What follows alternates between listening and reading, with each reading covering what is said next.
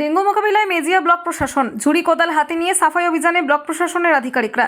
শিল্পাঞ্চলের কারণে রাজ্যের অন্যান্য প্রান্তের থেকে তুলনামূলক বেশি মশাবাহিত রোগের প্রাদুর্ভাব লক্ষ্য করা যায় মেজিয়া ব্লকে। রাজ্যের বিভিন্ন প্রান্তের মানুষের নিয়মিত যাতায়াত রয়েছে শিল্পাঞ্চলে সবকটি কলকারখানায়, তাই ভিন রাজ্য থেকে মশাবাহিত রোগের আগমনের আশঙ্কাটাও অনেক বেশি। তাই বর্ষার শুরুর মরশুমেও তৎপর হলো মেজিয়া ব্লক প্রশাসন। প্রচার অভিযান চালানোর পাশাপাশি ঝুড়ি কোদাল ঝাড়ু হাতে নিয়ে রাস্তায় দেখা গেল ব্লক প্রশাসনের সকল কর্তা ব্যক্তিদের। সঙ্গে আয়োজন ছিল এক সচেতনতামূলক র্যালিরও। ব্লক প্রশাসনের দাবি, এখনো পর্যন্ত এই রোগের প্রাদুর্ভাব একেবারেই নগণ্য।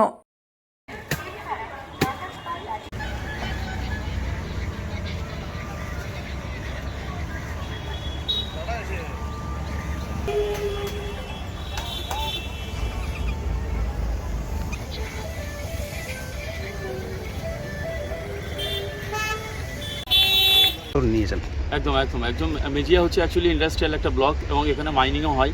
ন্যাচারালি কী হয়, বিভিন্ন ইন্ডাস্ট্রিতে বা বিভিন্ন ফ্যাক্টরিতে কিন্তু বাইরে থেকে যারা আছেন অফিসার বা স্টাফ, তারা কিন্তু এখানে কাজ করেন। ঠিক আছে, এদের ড্রায়ার এরিয়া হলেও অ্যাকচুয়ালি যেহেতু রেনি সিজন স্টার্ট হয়েছে, ন্যাচারালি এখানে ওয়াটার স্ট্যাগনেন্ট কন্ডিশন মানে বিভিন্ন জায়গায় আমরা দেখতে পেয়েছি এবং সেখানে একটা ডেঙ্গু ম্যালেরিয়া বা ফাইলেরিয়ার মতো যে মশাবাহিত রোগগুলো কিন্তু হয়। শুধু মশাবাহিত নয়, বিভিন্ন পতঙ্গবাহিত বা ভিক্টর বন বাহকবাহিত বিভিন্ন রোগগুলো কিন্তু এখানে হয়।